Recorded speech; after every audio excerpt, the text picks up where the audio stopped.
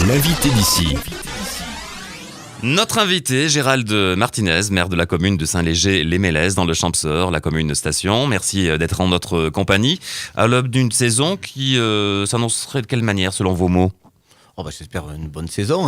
Ça fait la 4e saison où on a de la neige, donc j'espère qu'on va recommencer sur le même pied d'égalité avec les autres saisons, ça serait bien.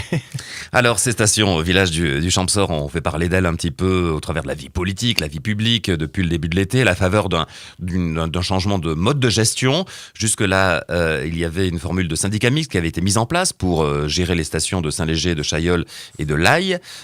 Finalement, ça a été, pour faire court pour nos auditeurs, repris dans une gestion presque directe du Conseil général des Hautes-Alpes.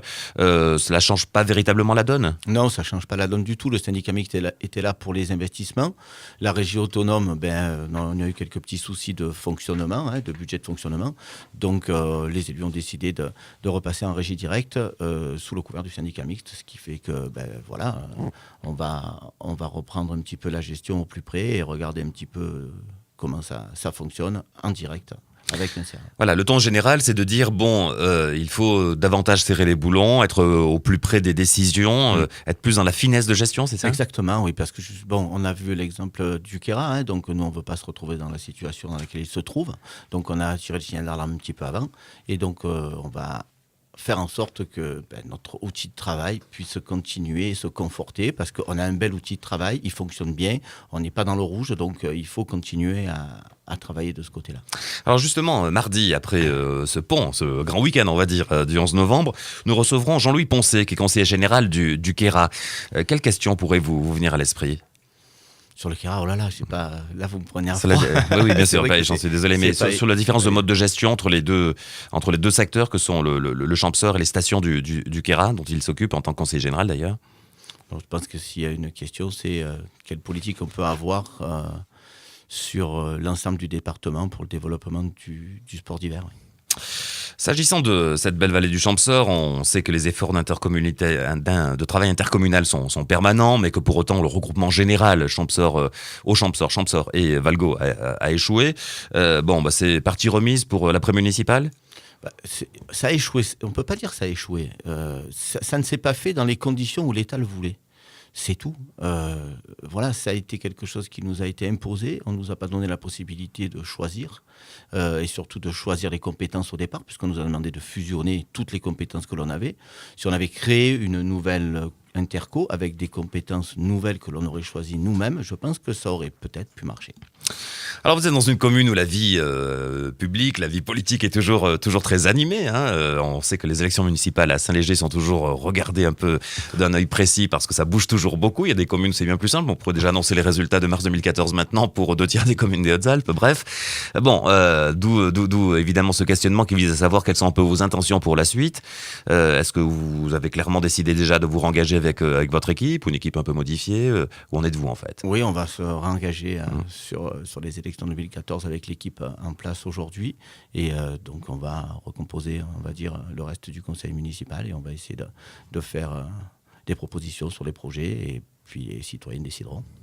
Quels sont les soucis que vous rencontrez, j'allais dire, presque au quotidien dans la gestion d'une commune comme station, donc comme Saint-Léger-les-Mélèzes ? Votre quotidien est fait, j'imagine, de la proximité attendue par vos concitoyens et puis des enjeux plus forts qui sont derrière.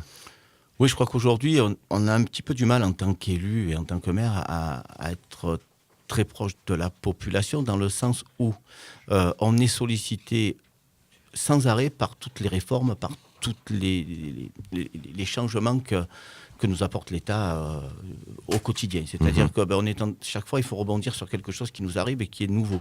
Alors, c'est vrai que la gestion de la commune se fait bien parce qu'on a de bons salariés, de bons employés communaux et que ça avance bien lorsqu'on veut faire des travaux autres. Par contre, tout ce qui est administratif et tout ce qui est législation, ça devient de plus en plus compliqué. Et c'est très difficile d'arriver à formaliser les choses sur le terrain, parce que quand on voit les nouvelles normes qui vont arriver en 2015 pour le handicap, quand on voit les normes que l'on a au niveau environnemental, parce que chaque fois qu'on veut mettre un coup de pelle ou essayer de faire des travaux, on va dépenser la majeure partie de notre budget en études.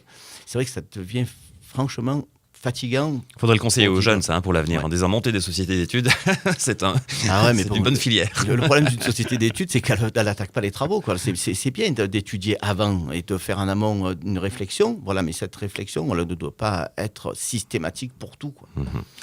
On a entendu le préfet des Hautes-Alpes, il y a 3 jours sur nos ondes, pousser un coup de gueule au sujet de la gestion de l'eau potable de la ville de Gap. Alors, vous avez passé beaucoup de temps depuis des années sur ce sujet en tant que maire de Saint-Léger, parce que sur votre commune se trouve la nappe des Choulières, la fameuse, qui pourrait être la deuxième ressource de diversification de la ville de Gap pour l'eau potable. Et le préfet, en gros, a dit, ça se goupillait bien, les choses allaient bien se passer, puis la ZAD du canal de Gap a à nouveau fait demi-tour, et en disant finalement, sortons un peu de tout ça, c'est pas l'eau des Gapençais ni des Champserins, ni celle de l'ASA, c'est l'eau de la République. Vous adhérez un petit peu à son propos ? De toute façon, c'est le cas, hein. L'eau appartient à personne. Par contre, il faudrait peut-être que les acteurs se mettent réellement autour de la table et arrêtent de se voiler la face. C'est un problème d'eau ou un problème d'homme ? C'est un problème de personne. Je parler vrai, voilà. Voilà, il faut dire les choses comme elles sont. On s'est mis autour de la table à plusieurs reprises, on est tombé d'accord sur tous les sujets, on était prêt à signer et malheureusement chaque fois ça se fait pas. Donc c'est quand même dommage de voir que on en est à ce point-là aujourd'hui. On a monté nous notre CIVU à 5 communes, on s'entend très bien. On a lancé toutes les études pour voir la faisabilité et on a lancé toutes ces études avec l'accord de la préfecture et de la DAS pour l'alimentation en eau potable de Gap, c'est-à-dire pour un débit de 200 litres seconde. Si nous on en avait eu besoin que pour nous, il nous fallait 20 litres seconde. Et puis voilà, on faisait des études. Voilà. Les communes impactées, c'est Saint-Léger, sur les périmètres de protection, et Pont-du-Fossé, Saint-Jean-Saint-Nicolas. Je veux dire, on fait des efforts sur beaucoup de choses. On a des contraintes qui vont être importantes sur nos communes, mais on est prêt à le faire parce que on est haut alpin, on est Champserins, mais on est aussi haut alpin. Et donc, je pense que ça, c'est quelque chose qui a été acté.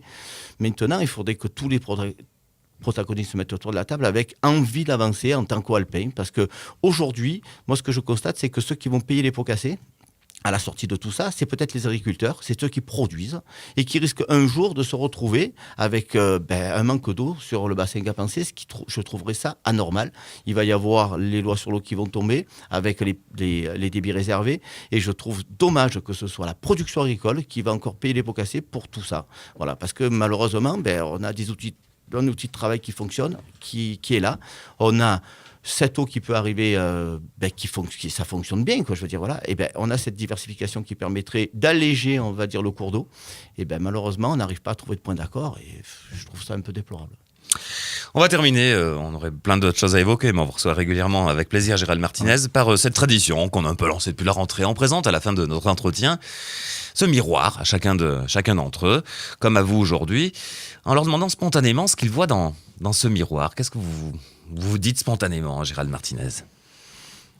Je vois beaucoup de morosité, malheureusement, dans notre pays. C'est qu'il y a un petit peu dommage aujourd'hui. Moi, je suis toujours optimiste et j'ai toujours envie d'aller de l'avant. Et c'est vrai que malheureusement, on se rend compte que on est en train de casser cet optimisme. Mais j'espère justement y voir dans ce miroir beaucoup d'optimisme pour l'année 2014, parce que je crois qu'on a besoin de tout ça. On a besoin d'avoir des gens qui ont envie d'avancer et leur donner les moyens d'avancer. Voilà une belle conclusion. Merci Gérald Martinez. Merci.